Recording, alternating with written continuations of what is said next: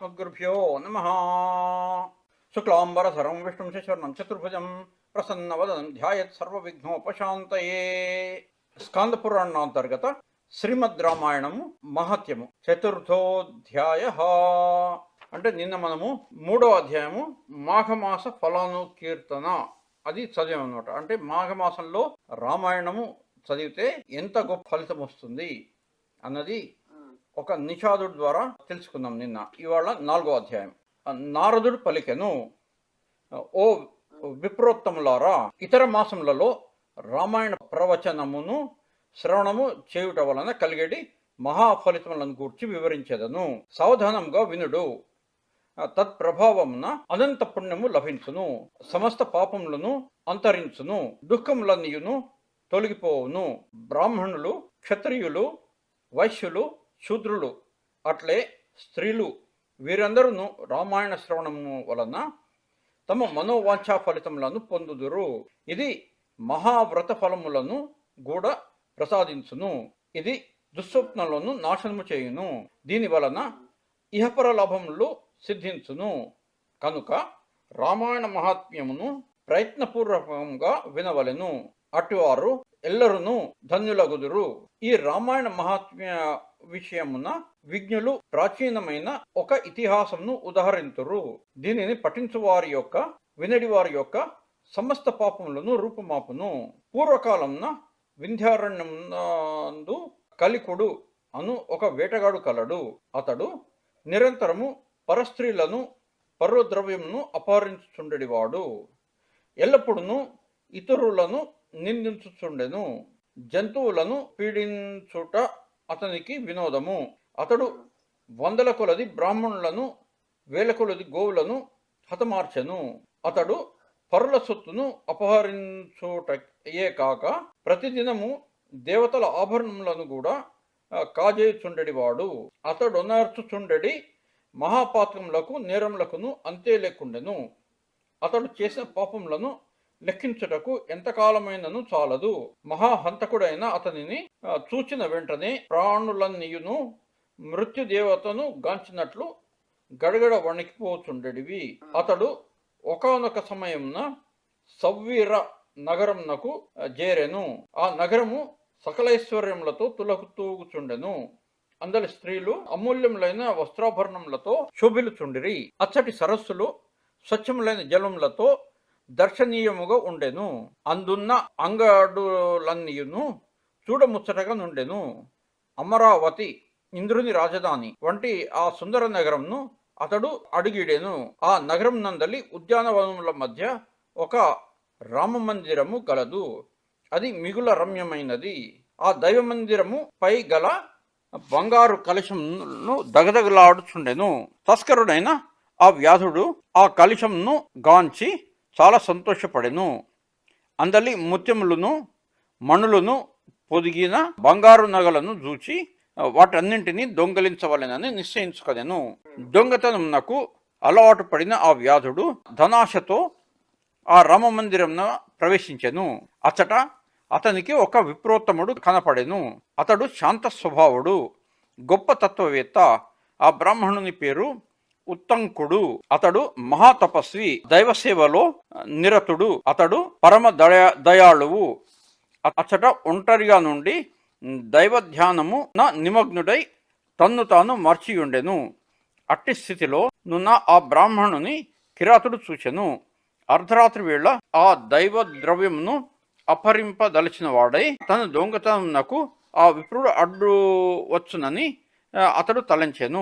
అంతటా ఆ మదోన్మత్తుడు ఖడ్గమును చేపట్టి ఆ ఉత్తంకుని చంపుటకు సిద్ధపడెను. పిమ్మట కిరాతుడు ఆ బ్రాహ్మణుని పడద్రోసి అతని వక్షస్థలంన కాలుమోపి తన చేతితో అతని జుట్టును పట్టుకొనెను. అతను చంపివేయుటకు ఉద్యుక్తుడైన ఆ వ్యాధుని చూచి ఉత్తంకుడు అతనితో ఇట్లనెను. ఉత్తంకుడు పలికెను, అయ్యా, ఓ సాధు, నిరపరాధినైన నన్ను నిష్కారణంగా ఎలా చంపబోతున్నావు? ఓ లబ్ధక, నేను నీకు చేసిన అపకారమేమి తెలుపుము. అపరాధము చేసిన వారిని లోకమున తప్పక శిక్షింతురు. ఓ సౌమ్యుడా, సజ్జనులు నిర్దోషిని అకారణంగా బాధింపరు. శాంత చిత్తుడవై సత్పురుషులు తమ ఎడ విరోధభావంను వహించెడి మూర్ఖుల యందును సద్గుణములనే చూచి వారి ఎడ శత్రుభావంను వహింపరు. క్షమాశీలుడు ఇతరుల దోషములను గూర్చి ఎంతగా విన్నను వాటిని ఏమాత్రము పట్టించుకొనడు. అట్టి వానిని ఉత్తమ పురుషుడుగా పెద్దలు పేర్కొనిరి. అట్టివాడే భగవంతుని అనుగ్రహమునకు పాత్రుడగును. ఎల్లప్పుడూ ఇతరులకు హితమునర్చుటయందే నిరతుడై యుండెడి సజ్జనుడు తనకు హాని తలపెట్టుచున్న వారిని ఎందు కూడా కించిత్తైనను వైరభావమును కలిగి ఉండడు. గొడ్డలి చందన వృక్షమును నరికివేయుచున్నప్పుడును ఆ తరువు ఆ గొడ్డలి ముఖమున అంచున సువాసనని నింపుచుండును. విధి బలీయమైనది, అది జనులకు అనేక విధములుగా కష్టమును తెచ్చిపెట్టుచుండును. ఎంత ఆశ్చర్యము! లోకమున నిస్సంగులైన సాధువులకు కూడా దుర్జనుల వలన బాధలు వచ్చిపడుచుండుటయే ఇందుకు ప్రబల నిదర్శనము. గడ్డి తిని హాయిగా జీవించుచుండెడి లేళ్లను కిరాతులు, నీటిలో ప్రశాంతముగా బ్రతుకుచుండెడి చేపలను బేస్తవారు, ఎల్లప్పుడూ సంతృప్తితో ఉండెడి సజ్జనులను దుష్టులు ఈ లోకమున నిష్కారణముగా బాధింతురు. మాయ ఎంతయో బలీయమైనది. ఈ సమస్త జగత్తును అది మోహంలో ముంచివేయుచుండును. ఆలుబిడ్డల అను బంధమును బంధుమిత్రుల సంబంధమును ఏర్పరచి వారి ద్వారా ఈ మాయ జనులకు పెక్కు కష్టములను తెచ్చిపెట్టును. మానవుడు భార్య పుత్రాదులను పోషించుటకై పరుల సొమ్మును అపహరించుటకైనను పాల్పడుచుండును. ఆ విధముగా సంపదను ప్రోగు చేయుచుండును. కానీ చివరకు ఆ భార్యపుత్రాదులు ఈ సంపదను అన్నింటినీ వదిలి తానొక్కడే పరలోకంనకేగును. ఈమె నా తల్లి, ఇతడు నా తండ్రి, ఈమె నా భార్య, వీరందరూ నా పిల్లలు, ఈ సంపద ఎంతయు నాదే అనేది మమకారమే జనులను పిచ్చిగా బాధించుచుండును. వాస్తవముగా ఈ మమకారమంతయును వృధా. ధనమును సంపాదించి పెట్టుచున్నంత వరకే జనుల చుట్టూను బంధుమిత్రులు చేరుదురు. వారి వలన తమకేమీ లాభము లేదనుకున్నప్పుడు ఆ బంధుమిత్రులు అందరూ క్రమక్రమముగా వారికి దూరమగుదురు. ఈ లోకమునందును పరలోకమునందును వారి వెంబడించి యుండునవి ధర్మాధర్మములు మాత్రమే. కూడబెట్టిన సంపదలన్నీయు బంధువులందరూ ఎల్లకాలము అనుభవించుచుందురు. తాను చేసిన పాపముల యొక్క ఫలితమును మాత్రము ఆ మూఢుడు ఒక్కడే అనుభవించును. వారెవ్వరును అందు పాలు పంచుకొనరు. ఇట్లు నుడుచున్న ఆ ఋషి యొక్క పలుకులు అవగాహన చేసుకొని కలికుడు యథార్థమును గ్రహించి భయముతో వణుకుచు ఆయనను వదిలివేసెను. పిమ్మట అతడు చేతులు జోడించి, స్వామి, నన్ను కటాక్షింపము అని ఆయనను పదే పదే వేడుకొనెను. ఉత్తంక మహర్షి యొక్క సాంగత్య ప్రభావం చేతను ఆ మందిరమున భగవత్ సన్నిధిలో ఉండుట వలనను ఆ లుబ్ధకుని పాపములు అన్నియును పటాపంచలైపోయెను. పిమ్మట అతడు మిగుల పశ్చాత్తాప్తుడై ఆ ఋషితో ఇట్లు పలికెను. ఓ విప్రోత్తమా, నేనునర్చిన మహాపాప కార్యములకు అంతమే లేదు. నీ దర్శన ప్రభావముచే వాటినన్నింటినీ నుండి నేను విముక్తుడనైతిని. నేను అనుదినము పాపములని ఆచరించు చెప్పనలవి కాని మహాపరాధములను ఒడిగట్టి తిని ఇంకా నాకు విముక్తి ఎట్లు లభించును? ఓ స్వామి, నేను ఇప్పుడు ఎవరిని శరణు పొందదగును? పూర్వజన్మలో చేసుకున్న పాపముల కారణముగా ఈ జన్మలో నేను లుబ్ధకుడునైతిని. ఈ జన్మలో కూడా నేనునర్చిన పాపములకు నాకు ఇంకా ఎట్టి గతి ప్రాప్తించనున్నదో గదా. మహాత్ముడైన కలికుడు పలికిన వచనములను వినిన పిమ్మట ఆ ఉత్తంక మహర్షి మరల అతనితో ఇట్లనెను. ఉత్తంకుడు నుడివేను, ఓ ప్రాజ్ఞుడా, నీవు ధన్యుడవు. నీ నిర్మలమైనది, పదునైనది కనుక నీవు నీ బుద్ధిబలంతో ఈ సంసార దుఃఖముల నుండి బయటపడు ఉపాయమును పొందగలవు. చైత్రమాస శుక్లపక్షం నందు పాడ్యమి మొదలుకొని 9 దినములు భక్తి శ్రద్ధలతో రామాయణ గాథను సాదరముగా వినవలెను. ఎవరైనను ఈ కథను విన్నంత మాత్రముననే పాపముల నుండి విముక్తులగుదురు. పాపరహితుడైన ఆ కలికుడు ఆ క్షణం నందే రామాయణ వృత్తాంతమును వినెను. పిమ్మట అతడు తను చాలించెను. జాలిగుండెగలవాడగు ఉత్తంకుడు నేల కొరగిన ఆ లుబ్ధకుని చూచి మిగుల విస్మృతుడయ్యను. పిమ్మట అతడు శ్రీ మహావిష్ణువును స్తుతించెను. రామాయణ కథాశ్రవణంతో పాపరహితుడైన లుబ్ధకుడు విష్ణుదూతలు తీసుకొని వచ్చిన దివ్య విమానమున అధిరోహించి ఉత్తంక మహర్షితో ఇట్లు నుడివెను. కలికుడు పలికెను. దీక్షతో వ్రతములను ఆచరించిన ఓ ఉత్తంక మహాముని, నా పరమ గురువు నీవే. నీ అనుగ్రహం వల్లనే మహాపాతక ప్రమాదముల నుండి నేను విముక్తుడనైతిని. ఓ మునీశ్వర, నీ ఉపదేశము వల్లనే నాలో కనువిప్పు కలిగినది. అందువలన నేను నర్చిన మహాపాపములన్నీయును అతి శీఘ్రంగా అంతరించిపోయినవి. ఓ ముని, రామాయణ వృత్తాంతమును విని దాని మహిమచే మమకార బంధముల నుండి బయటపడి తిని నీ కృపచే ఆ కథా ప్రభావము వలనని విష్ణుధామమైన పరమపదమునకు చేరితిని. ఓ గురుదేవా, నీవు దయాసముద్రుడవు. నీ వలననే నేను కృతార్థుడనైతిని. ఓ తత్వజ్ఞాని, అందువలన నేను నీకు పాదాభివందనము ఉనర్చుచున్నాను.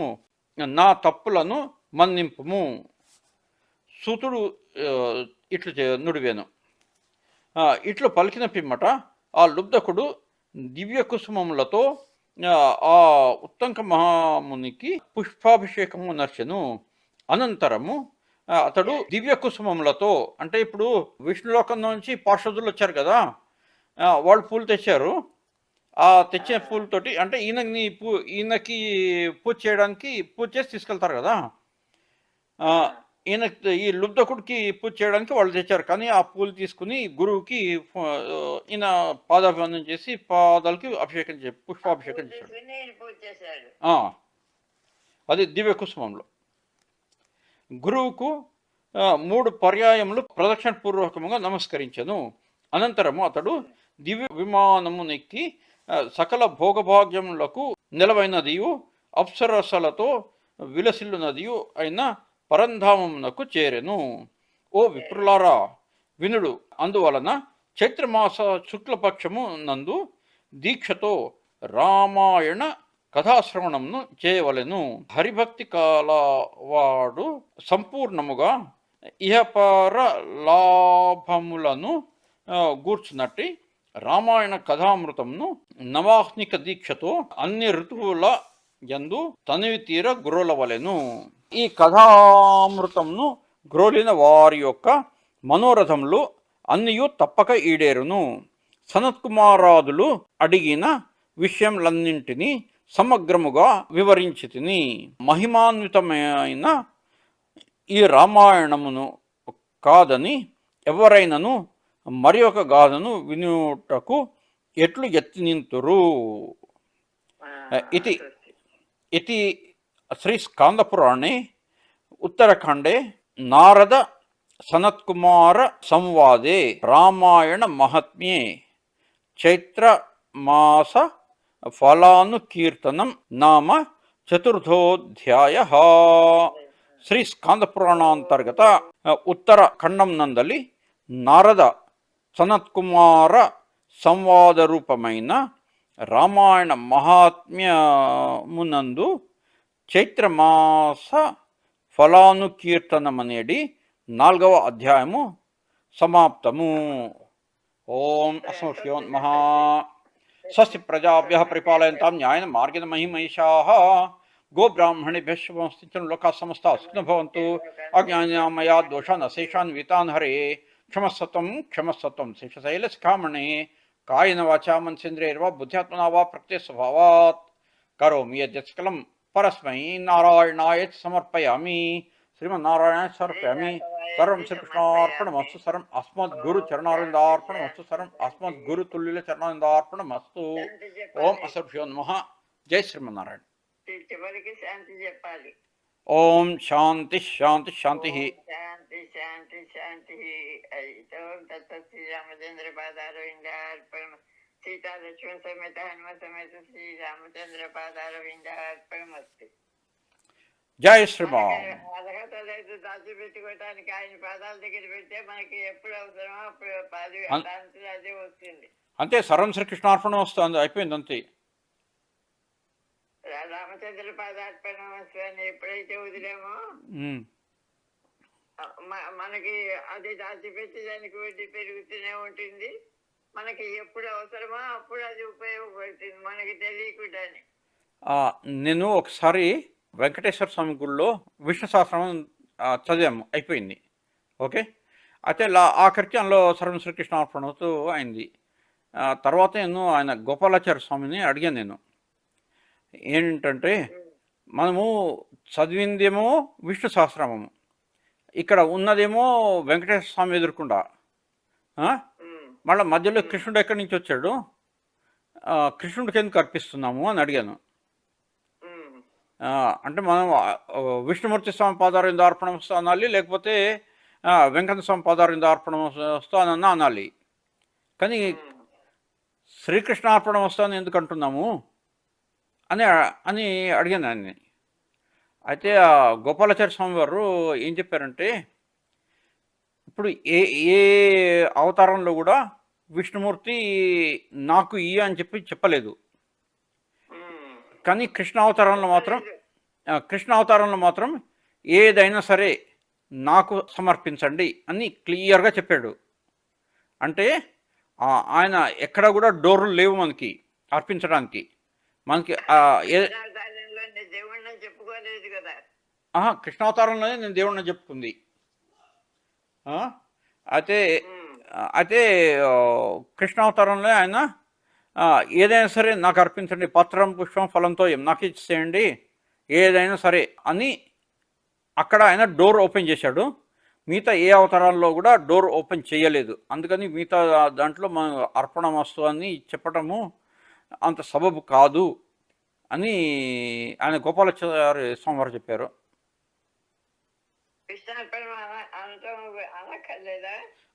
మనము ఏదైనా సరే కృష్ణార్పణం వస్తు అని అనాలి.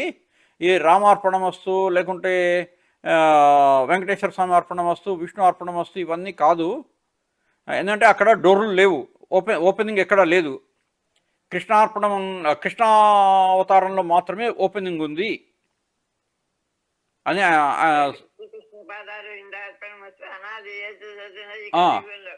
అదే కృష్ణార్పణం వస్తు అంతే. అది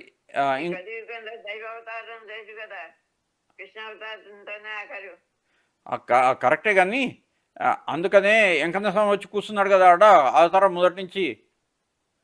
కలియుగంలో ఉన్నాడు దేవుడు, కానీ ముందు మనిషిలానే ఉండేవాడు. ఒకసారి ఆయన ఆయన ఆయన పేరేంటే ఆయన వాళ్ళ మామగారు ఆయన ఒక తప్పు చేసిండు. ఎట్లా అంటే, అమ్మవారు అయ్యవారు ఏకాంత సేవలో ఉన్నప్పుడు ఆయన పట్టుకొని వచ్చి ఓ స్వామి స్వామి స్వామి అని ఆయన పరిచయం చేసిండు. దాంతో అప్పటి నుంచి ఇక రాయిపోయిండు.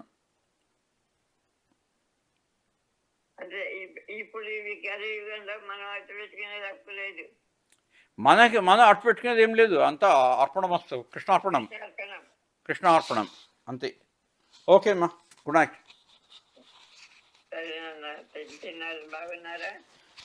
బాగున్నాయమ్మా.